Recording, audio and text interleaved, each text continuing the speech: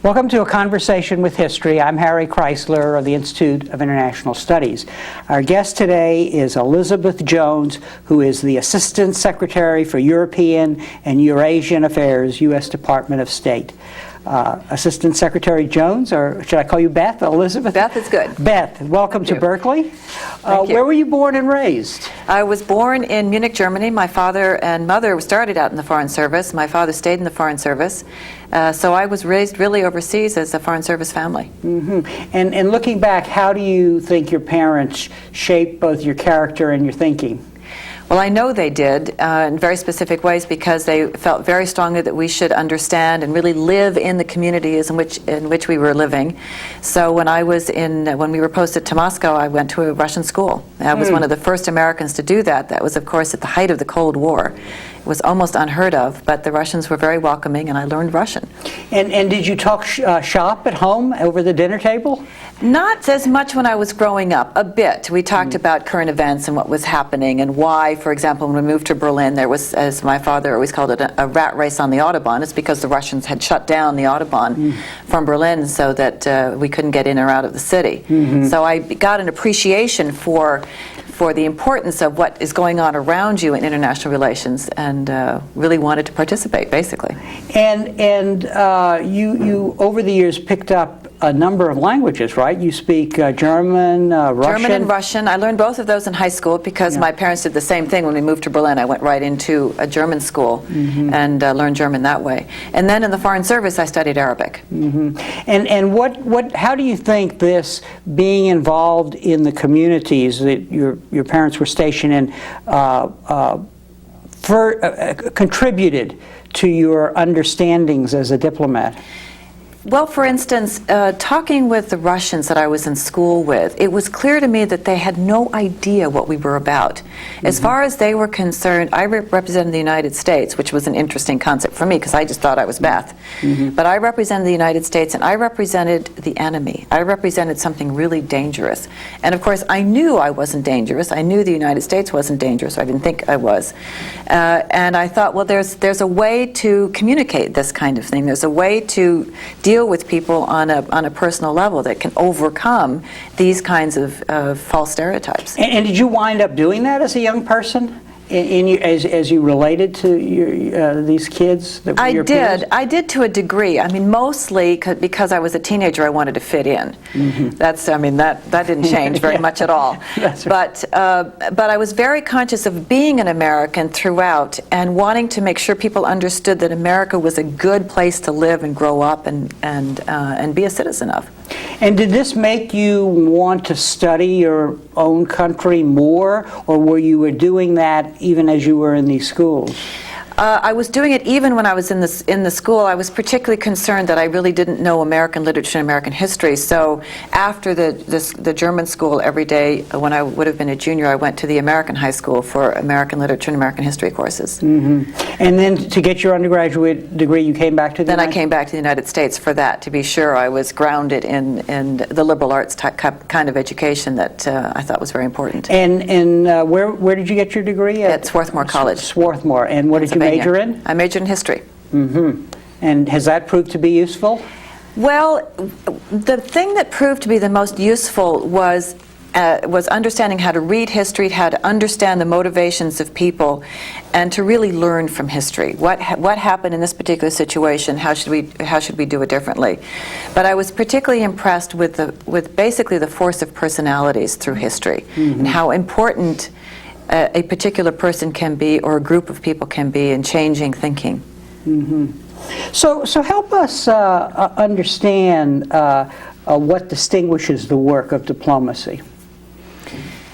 I I would put it this way. We as diplomats look for any possible area of agreement, no matter how tiny and maybe even how irrelevant to the issue at hand, and try to find some common ground that the two sides can work together, can agree on, and then keep building away from that, building onto that, until you can start gaining confidence between the two sides, or three sides, whatever number it is, and try to get then closer and closer to the issue at hand once you've developed some confidence, so that you can actually resolve whatever the problem is. And so what are the skills that make that kind of work possible? First of all, I think you have to be very positive. You have to be extremely patient. You have to listen very carefully to people. You have to really understand what it is that they're saying or maybe not saying, and pull that out. Hold on to the positive of what this person said. Hold on to the positive of what that person said, and try to put it together in a way that maybe they haven't thought of. Mm-hmm. And what about the cultural divide? You've been your tour of duty, so to speak, has been quite extraordinary. You've been in Afghanistan, you've been in Pakistan, you've been in Kazakhstan. How does the cultural divide enter into this problem? I know that as a diplomat, in the end, all people are alike, but we don't begin that way. Right. So tell us about that. I think it's very important for us as American diplomats to understand what philosophies we come from. What is it that makes us the way we are? And there are a couple of things, there are generalizations which are always dangerous, but nevertheless very helpful when we walk into a situation, we Americans, to try to help resolve it. First of all, Americans are extremely practically minded compared with other cultures. History is important to us, but it doesn't drive us. It doesn't prevent us from finding solutions. We also think in terms of much more the art of the possible. We tend to be much more positive. Something can be solved. We can move ahead. We are able to leave the past in the past, let bygones be bygones, much more than other cultures can. I think we're also much better at thinking of ourselves as people rather than as representing a particular group. I am an American. Nobody knows what religion I am, what sex I am by looking at me, but they don't know that much else, and I don't bring that to the table necessarily, whereas other cultures do. And it's those kinds of barriers that we as Americans need to get past in order to get down to negotiations and problem solving. Now, it must help that we're the most powerful country in the world, or in an earlier period, one of the two most powerful countries in the world. It helps, but it helps in the following way, because power also brings with it self-confidence. It brings with it the force of personality that I talked about a couple of minutes ago. So that when an American diplomat walks in the room, yes, everybody knows that that person represents the United States of America, powerful country. But if you don't have something to contribute as a person, if you don't have something to say, you're not going to get through the door again necessarily. So yes, you represent a powerful country, but you have to, as an individual, contribute to the issues at hand. And it's really, when you negotiate, I guess it's the problem that you have to focus on, because I would imagine that, I know in looking at your postings that some of the characters have been unsavory. We won't name which particular place, but some of the people that you may have to deal with. That's right. That's right. You have to really focus on what are you trying to accomplish? What are you trying to get done, and why? Who are the people you need to talk to in order to accomplish that? What are the arguments that would work with that person or that group in order to bring them to the goal that you're trying to get to? Because what we're really doing is we're trying to change behavior, we're trying to change attitudes, we're trying to accomplish whatever it is that we've set out to do. Whether it be persuading governments and countries that it's very important to start working on tragedies like trafficking in women and children, or about counter-narcotics efforts, or about the war on terrorism, whatever it may be, we have to figure out who to talk to in order to get a change in behavior. And how do you map the terrain? In other words, do you wind up doing? Obviously, you have intelligence, but do you also become a historian, a junior historian on a particular place in terms of the kinds of books you have to look at and so on to really get to know a place? You do to a degree. But even more importantly is to understand why people think the way they do or why people act the way they do. History is very important to that. Understanding motivation is very important to that. But that's what all of us do in our embassies overseas as well, in addition to really taking care of American citizens, is we really try to understand why do editorial writers write what they do? Why do professors in universities say what they say? What about the students on the streets? What are they thinking? What about the prime minister versus the parliamentarians? How do all of those attitudes and all of those responsibilities that each one believes that they carry in their society come together in ways that we can work with as Americans trying to change a policy or trying to find common ground in order to gain their support in how to change a policy elsewhere. Now, what are some of the obstacles in being able to do that? There have been cases where we actually find out in retrospect that we either didn't know what was going on or, in fact, we knew but we weren't acting on it. Talk a little about some of those problems. It's a very important question. It's a very important question. Intelligence, as you mentioned, is always interesting, but it's not by any means the be-all and end-all. Because intelligence can't tell you always the motivation of a person. Intelligence could tell you that they did X and Y, but why did they do it? That's what you have to try to understand, and that's where the political reporting officers, economic reporting officers, or embassies overseas become very, very important, that they can get into what is the motivation. And then you really have to get over these historical impediments that I talked about. Because in some cultures, in some societies, it's impossible or very difficult to get at how to resolve the Middle East question, because everybody's so concerned about the inequities that were visited upon Palestinians over the last 20, 25 years. Israelis the same way, over the last several millennium. Those are the conversations you have to get through before you can get to the issue at hand. Now, when you entered the Foreign Service, there weren't as many women as there probably are. Talk a little about that change, and then also I'm curious as to what you see women as diplomats bringing to the table strengths that one might not find in the other sex. I came in at a very opportune time, 1970, which is just when the Foreign Service had done a big review of itself. And it finally realized that it was forcing people out, just at the time when they probably were beginning to be the most productive.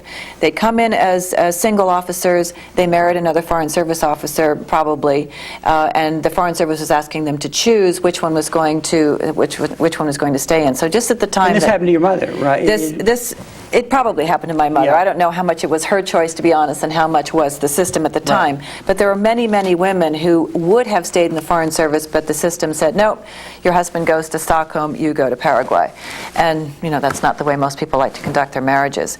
But they'd done a study about the time I came in and decided that that was wrong, and that they should really have a policy of allowing married couples to be posted together, provided nepotism rules could be managed in an appropriate way. And it worked extremely well. So I was at the beginning of a real effort to recruit women and have women stay in. And now something like 50% of the classes coming in are women, which is terrific. Only a third of the Foreign Service is women at this point, so we're not quite there yet, but we're getting there. And so what do you think women bring to the table? I frankly think women are better listeners. I think that's terribly important to our work. I think we listen and are able to interpret what people are saying in a very positive way. There are plenty of my male colleagues who can as well, but we're better at it as a rule. I think we also tend to be more patient. There are a lot of us who work very hard on team building, on really getting people to work together in productive, constructive ways, which we have to do within our own offices, but that is part of the work that we do as well in diplomacy. Now, what about gathering this information, listening, reporting? What about some of the problems of the people back home in Washington not listening well, misinterpreting, but hearing, but not acting. Talk about that set of problems and the frustrations that go with that. Well, there's always a tension between the field and headquarters. There is in every business, and there is in our business as well. But one of the things that, since I'm now one of those Washington people, that it's important to keep in mind in working overseas is that it's not just what looks to be important from the overseas perspective that is the only element of the policy mix. There's also attitudes in Congress, policies coming out of Congress, and the policies that are brought in by the particular administration who is in the White House. So all of that is very important to the development of policy.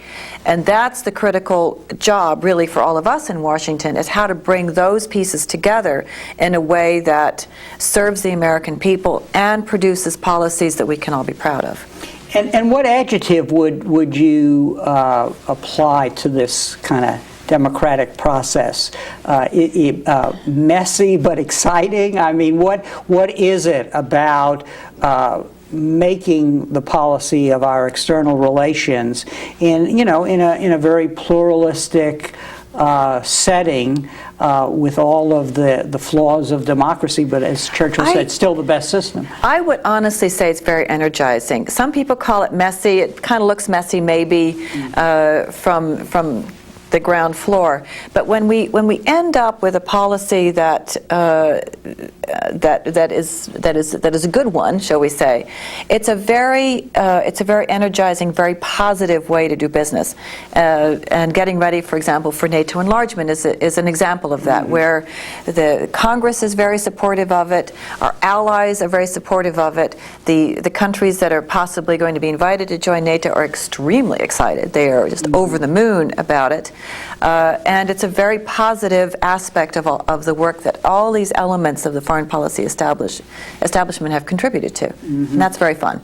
Now, what you talked about the virtues of patience and perseverance and so on, and I think that one could say that in the present age we're in, a lot is going on. It's very interesting times, and our institutions really have to adapt, basically. Now, in what sense, for example, you mentioned NATO, is NATO doing that, and are we seeing that happen?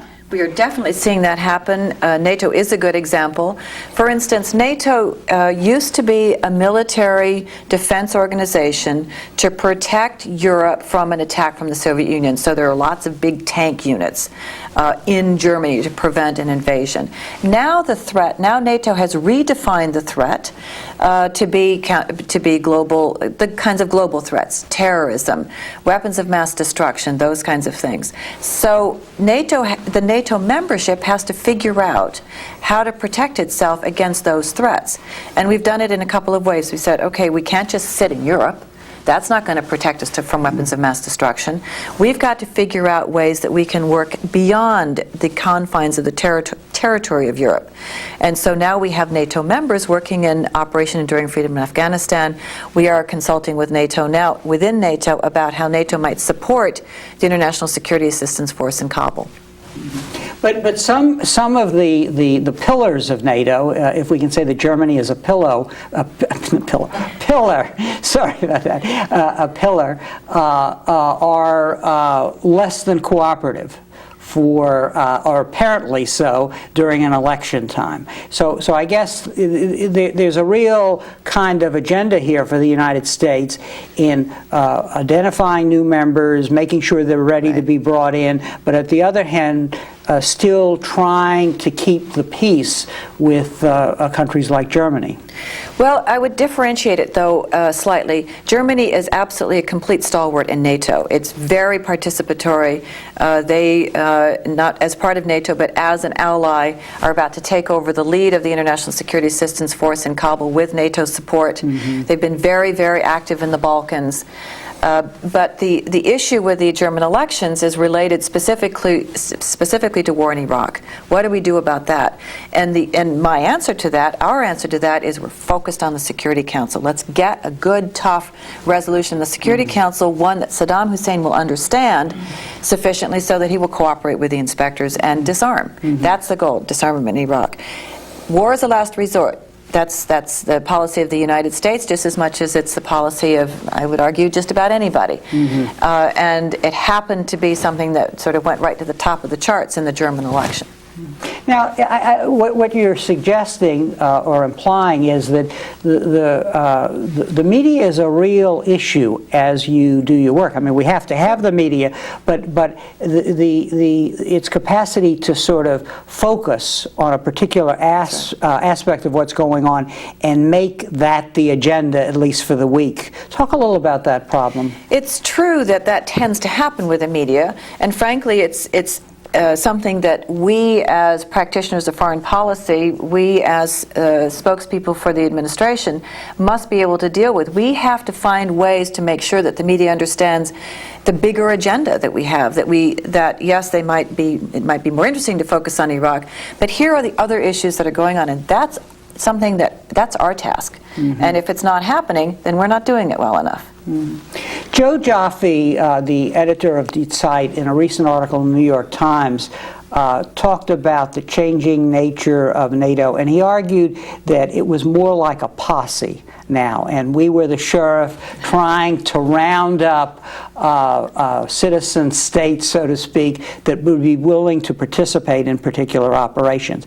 It is the case that there is such a capability gap, which our government recognizes, that some of our allies in NATO are really, and NATO itself, are not able to contribute in the way they might to a particular mission. So is Jaffe's metaphor a good way to look at NATO, or is it too extreme a statement? I think it's too extreme a statement. The capabilities gap, though, is important, and it's something that we're very worried about, and many of our European allies in NATO are very worried about it as well. The French have just announced big increases in their defense budget in order to close the capabilities gap. But something that's really interesting that we've learned from working with the NATO aspirant countries as we look for their capabilities and how can they contribute to the work that's going on in Afghanistan or the Balkans. They have what we call niche capabilities. They have smaller units that are very expert at one thing or another, either a medical unit or a chemical biological weapons decontamination unit. There's no reason that those kinds of capabilities and the focus on niche capabilities can't be the way that NATO moves forward in order to close this capabilities gap. So we used to think that all NATO members should be able to do everything, and we've changed that now. We've said, that's not right. Let's have some who have the big airlift capacity, some who have these decontamination capacities, some who might be really good at the lightly armed special operations forces that are better used against the new threats. So that's how we're pursuing it. Now, does that argument work against the notion that the Europeans aren't spending enough for this reason, that you can find inexpensive niches? And is it a problem for us that the size of our defense budget, I think, is greater than the next 14 countries or so on? That's true. So is that a problem, or is it really, is the problem for us now their willingness to specialize as part of the strategy that we might propose to dealing with terrorists or people like Saddam Hussein? Well, actually, what we hear from them is that they're much more comfortable specializing. They're much more comfortable focusing on a particular skill rather than thinking, oh, we've got to be able to do everything, therefore we can do nothing. That's what was happening. It was that kind of psychology that was at work.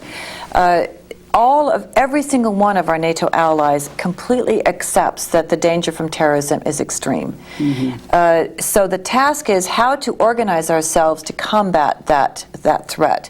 And we do it through NATO, but we also do it with big cooperation with the European Union.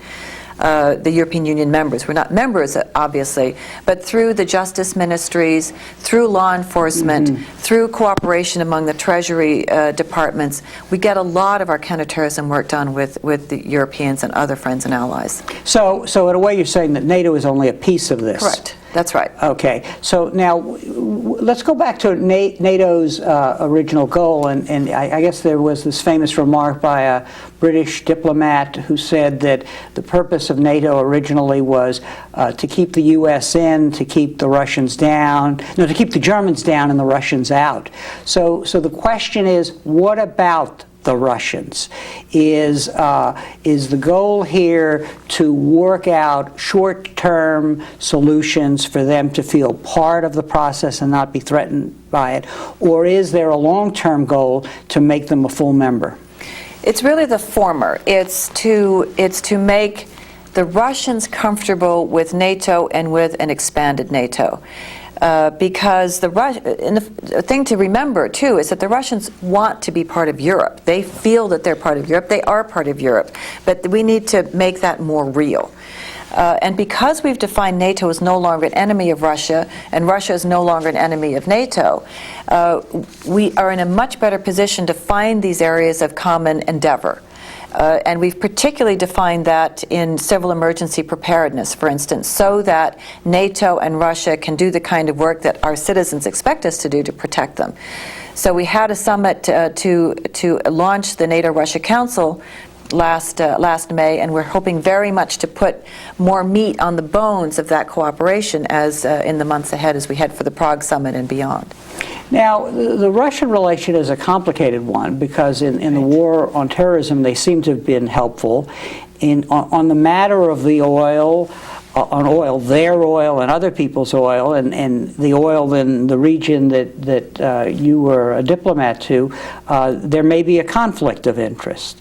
Let's go back to this business about being a diplomat, and if you're talking about all these things, how do you put the pieces together so you find agreement where there is agreement and move beyond the disagreements about which you may never get agreement? The issue with energy transportation and energy production in Russia, the Caucasus, and Central Asia has to do with competition versus monopoly. So the trick is for us how to talk about these issues with each of those countries in ways that fits market economy principles. So you start with number one: competition is a good thing. Monopoly is not a good thing. So you work on that principle to start with. And then you work in terms of if competition is a good thing, then market principles that govern competition are a good thing. So what are the agreements that we can reach on tariffs?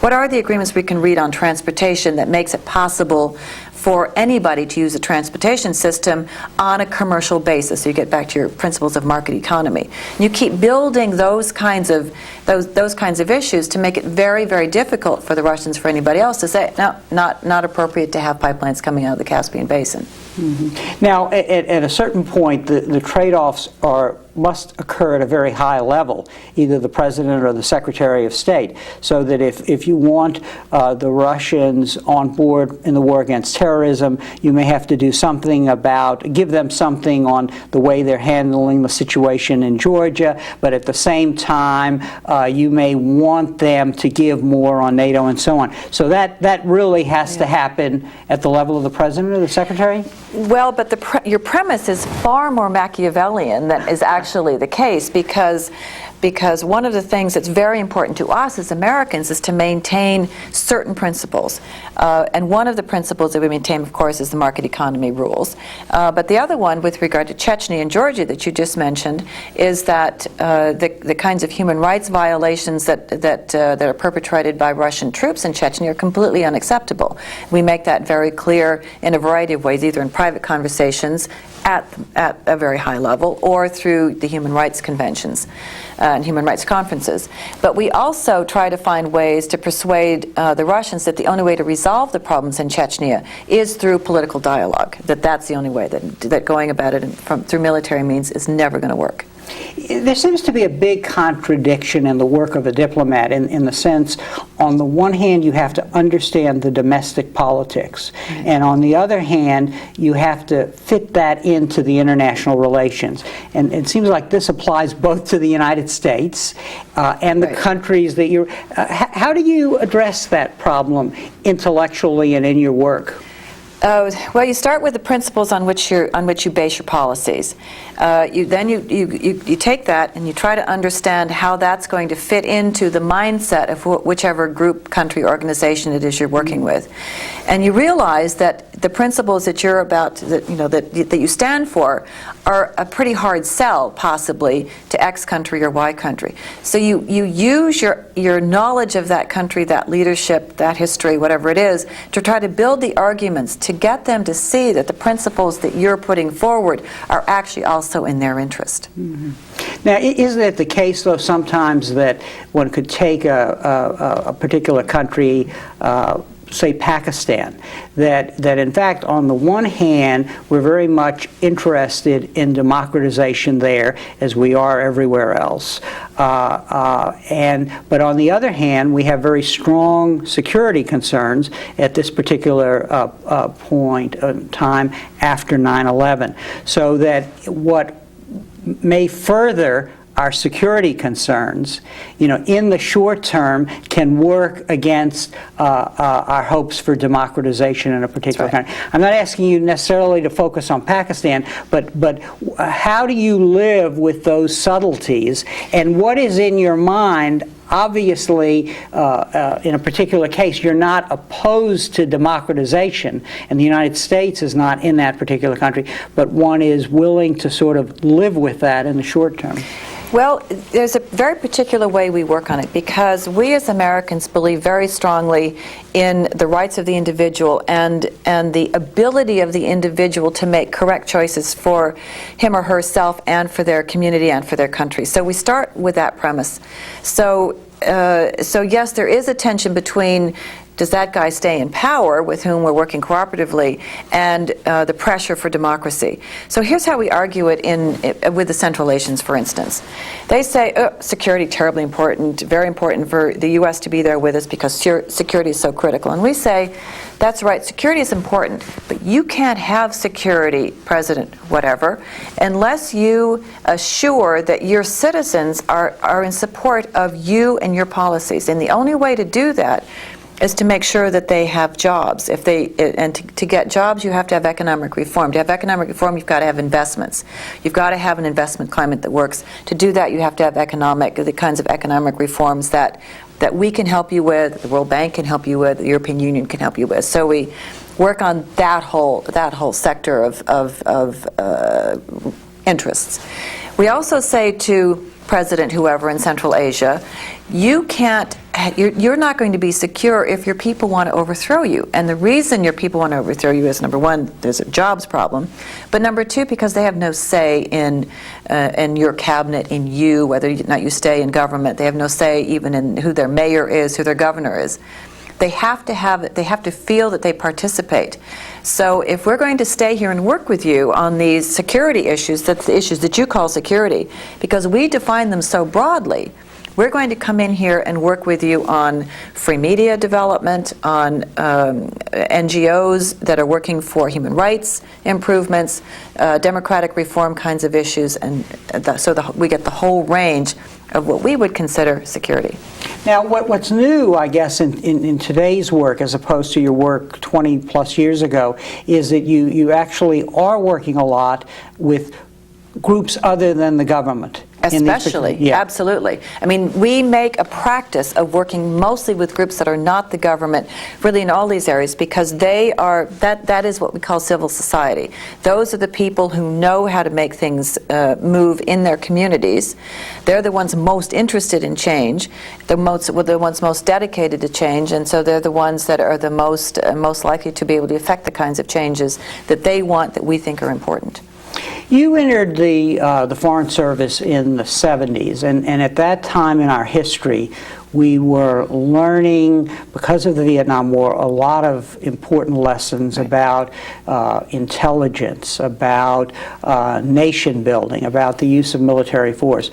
After 9/11, the United States seems to have had a wake-up call in which we're watching the pendulum swing in the other way, not necessarily all the way.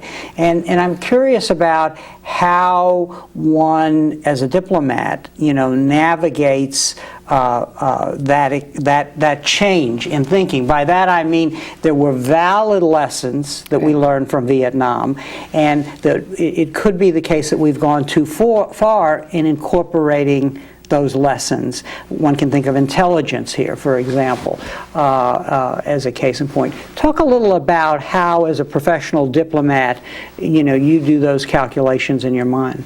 Well, let me talk in particular about what it was like to realize on September 12th that we had a very different set of circumstances that we had to work with. Circumstances that may have existed, we just didn't realize, just as you say, how devastating they would be to us and how devastating they could be to the societies of our friends and allies. So we started out with saying, okay, this is terrorism. We have counter-terrorist programs, but let's look at them. But what are the other policies that we have in place that contribute to the kind of work that might get at terrorism, our ability to stop terrorism, and to some degree the root causes of terrorism? So we realized, in really going through what we do worldwide with a variety of different societies and governments, is that we really needed to start connecting up some of the programs we're doing. So border controls, very important. Counter-proliferation issues bring us to some of the techniques, some of the intelligence, some of the thought processes that would be very important in closing down terror networks. Same thing with financing. There's been a focus on hidden bank accounts here or there, but was there a way to use what we were just realizing was a huge terrorist financing network to get at terrorism issues, but also it gets at trafficking, it gets at white-collar crime, it gets at narcotics. So we started bringing in all these little war on terror, war on narcotics, war on whatever, bringing all those together into a much more comprehensive policy and set of programs to get after each of these transnational threats in a much more comprehensive way, realizing that if you go after the guys who were trafficking in women, you're probably also going after guys who are financing terrorists. So you're suggesting that the circumstances, in a sense, impose a situation where you begin to think strategically. Absolutely. In a way that you weren't politically able to do in the past. So thinking much more globally. Yeah, that's right. And so that the whole, after the fall of communism and the fall of the Berlin Wall, there was this sense, well, what is our grand strategy? Do we need one? And it was the case for a number of years. For whatever reasons, we really didn't come up with one. But so am I hearing you right, that in a way it's not that we weren't doing a lot of things, but rather that we weren't putting them all together in a more effective way? That's exactly. We weren't putting them together. In the interim, though, from the end of the Cold War until September 11th, we were focusing on promoting democracy, promoting economic reform, without focusing as much as it turns out we should have been on the threats as well.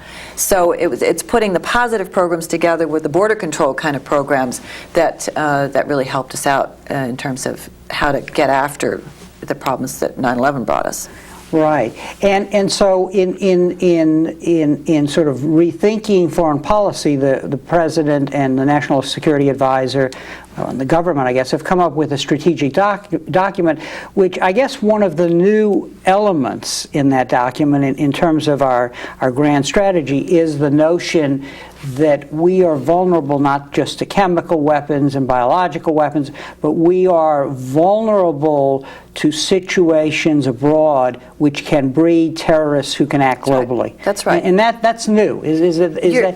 You're exactly right, and that's what's so important. I'm glad you mentioned that in the national security strategy, because that talks about the multilateral kind of work that the United States is doing, should be doing, and all of us should be doing to get at every aspect of the threat.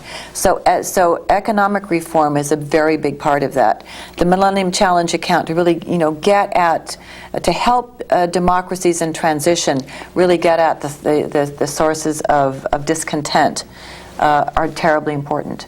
Now, as somebody who was in Afghanistan earlier in your career, in Pakistan, ambassador to Kazakhstan,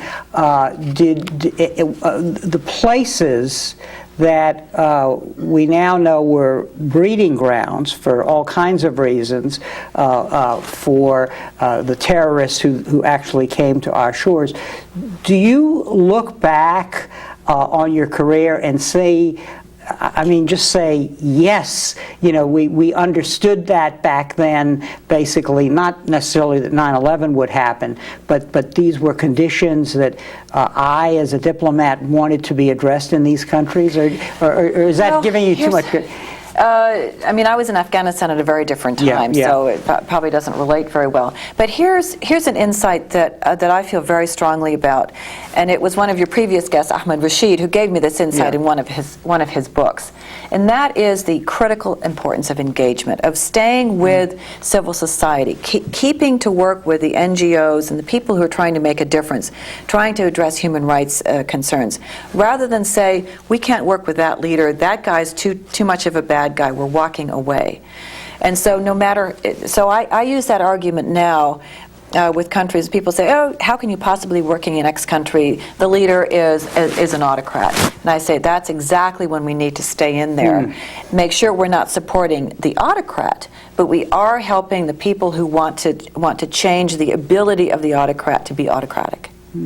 How do you explain this cycle of engagement and disengagement, which is at the heart of the problem? Because, as you suggest, we have to stay in these places over the long haul and not just when they're in the news. Well, it's a dilemma. There's a very serious tension in everything that I've said here, because it's very hard to decide what to do if a country has, say, gone off the rails. A leader has gone off the track in a way that you find abhorrent or unacceptable. How do you punish that country in a way that makes sense? That the country gets the picture, that that there is a consequence for bad behavior. How do you do that in a way that you don't then disengage with the entire country? I think Pakistan is a good example of that. We shut down a lot of our programs in Pakistan because they had developed a nuclear weapon. That is, that there are U.S. laws that require that. But what that meant is that we no longer could do the military training that we'd been doing. So we no longer had have a relationship as we used to with the Pakistani military, and they are no longer as Western oriented, therefore, as they used to be. It's a very clear change. So what is the answer? Part of our problem then, in the particular case you're talking about, is the multiplicity of goals that we have as a great power. That's right. We want to further the non-proliferation regime on the one hand. On the other hand, we have an interest in working with the military and so on. So what is the answer here? That one keeps at it, and the long term it will come together in a way? You keep at it. You really try to differentiate how can you get a tough message to the government that doesn't harm U.S. interests? I think the critical thing is to keep in mind, what are the U.S. interests here? Yes, we want to stop nuclear proliferation, but we don't want to stop training of military officers in ways that make them into democrats rather than autocrats. Now, when you were in the embassy in Pakistan, that was at a time when the killing, the assassination of Zia occurred, and our ambassador was in that plane. That's I right. believe. He was in the same plane as was our military. Tell us a little about that experience and how at that moment it was sort of critical to stitch together, our ties with the Pakistani. It was, I mean, in the first instance, it was devastating because the ambassador who was killed was extremely well liked and well respected. But the question then became, if they have been killed in this one plane crash, who did it? Was it an accident, or did somebody do it? If somebody did it, who was it? Mm-hmm. And what does that mean for Pakistan? What does it mean for the U.S.? What does it mean for American citizens in the country? Are we safe, or are the tanks about to roll down the street because there's a coup underway? As it turned out, what I believe it to be was that it was a freak mechanical failure in the airplane, and it was an accident. So we didn't have a coup, we didn't have tanks in the streets, Americans were safe. But what it meant was we had to be very clear in our minds that this was an opportunity to really push hard on democracy development in ways that we had failed to be able to do with President Zia there. And that was when Benazir Bhutto was then elected as Prime Minister of Pakistan. Now, in the present situation, are our policies exacerbating the process of democracy in Pakistan, and I guess what one sees is we see something, sort of an election in which there is a new assertion of power by Islamic parties that seem very much opposed to our interests in that region. Well, when a situation like that occurs, there are a lot of questions we ask ourselves in terms of policy development. The Islamic parties did very well. The Islamic parties did well. Why? Because there's a crisis of confidence in the culture in some way. Is it particularly focused on the U.S.? If it's focused on the U.S., what aspects of what we do or don't do is it focused on?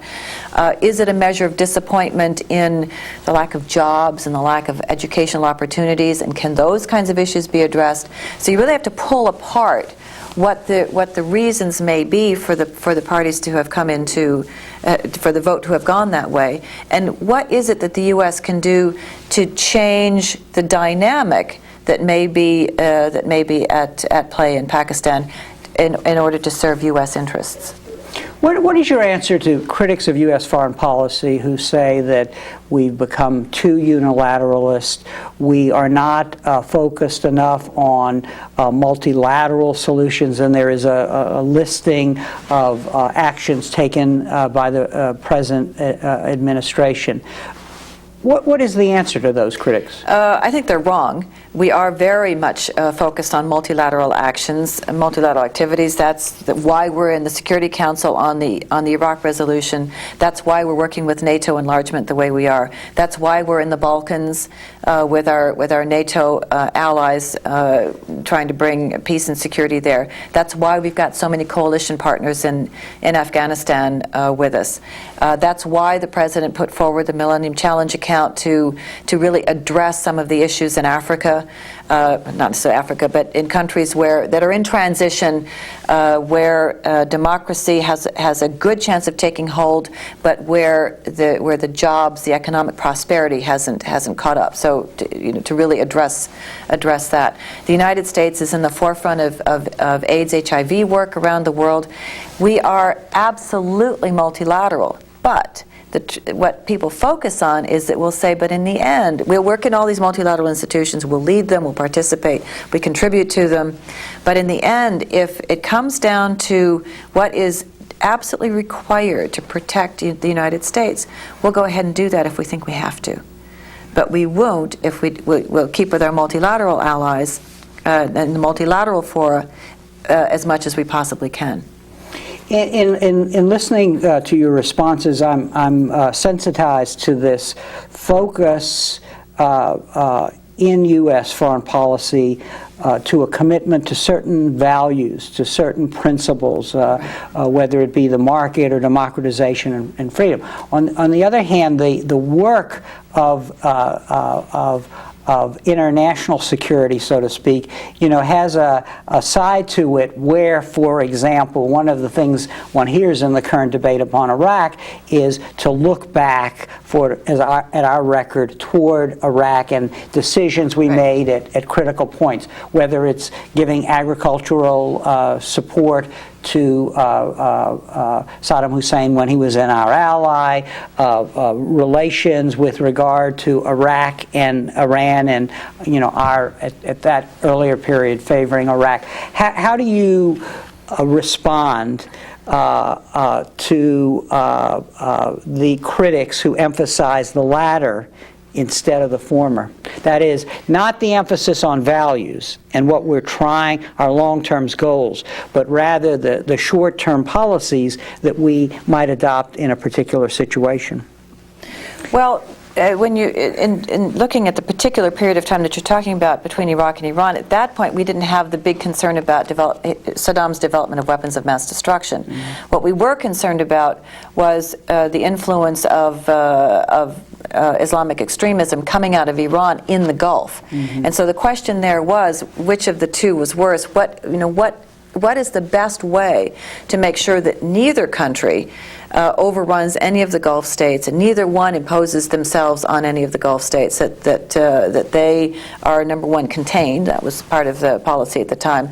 And number two, is there a way that we can work with a guy like Saddam Hussein along the lines that make sense to us? Does it make sense? Will it help to provide the kind of agricultural assistance, agricultural credits at the time that seemed to make sense? And when you looked at that situation at that time, that seemed to be an appropriate policy. And is the argument then intertwined with the notion, but long term, our goal is to secure what we might call these American values in the world? Absolutely, absolutely, definitely. That's precisely the whole idea. Stability is terribly important, but part of the argument in working towards stability is you've got to have a fairly stable situation so you can work on democracy, religious freedom, free media, all those kinds of things, because if everybody's in turmoil, it's much harder to concentrate on these longer term, very important issues. So if students were to watch this tape in this discussion, both of our foreign policy and your fascinating career, what advice would you give them in terms of preparing for the future and in terms of preparing for a career in the Foreign Service? A couple of things. I think, first of all, a career in the Foreign Service is terribly exciting. There are huge opportunities to participate, to influence, to make a difference in all of these issues in any part of the world, really. Because it's a very small service, we have a huge amount of influence personally, individually, in the groups in which we work, and that's very interesting and exciting. But to prepare for it, I think the most important thing is to understand America well, understand how Congress works, understand what the imperatives are of including every part of our government in the decision-making process, and to understand the lessons of history, really, and what that brings to us, what understanding that brings to us, and how to move ahead for the better of the American people. And what would you say to women who actually consider going into the Foreign Service? Yeah, I think it's a great career for women. It is. There are some people are concerned about family issues, but that's one of the things that we're doing a much better job of addressing now, to make sure that there are good schools everywhere, almost everywhere, that there's good health care for our people overseas. But it is a great way to be engaged in the world and really demonstrate what is so good about America. Now, if students were to watch this, do you have any thoughts about lessons they might learn from your career, or lessons that you would like to share with them that you have learned about diplomacy and U.S. foreign policy? Let me start with the former. One of the things that I tell my younger colleagues now, too, is don't get so stuck on thinking you want to work only on Russian affairs or you want to work only on South American affairs, that it blinds you to all the other possibilities. Because the way our system works, you might not necessarily get to do that right away. But what it does is it opens up opportunities to understand a completely different culture that you never occurred to you that you might get to know. Never crossed my mind that I would go to Afghanistan. Never crossed my mind that I would would go to Baghdad. But those two experiences have helped me immensely in my job now to understand how to talk to European publics about those societies. So stay loose is what my advice would be. Well, on that positive note, Beth, I'd like to thank you very much for being with us today and sharing these really fascinating insights and experiences. Thank you. Thank you very much. And thank you very much for joining us for this conversation with history.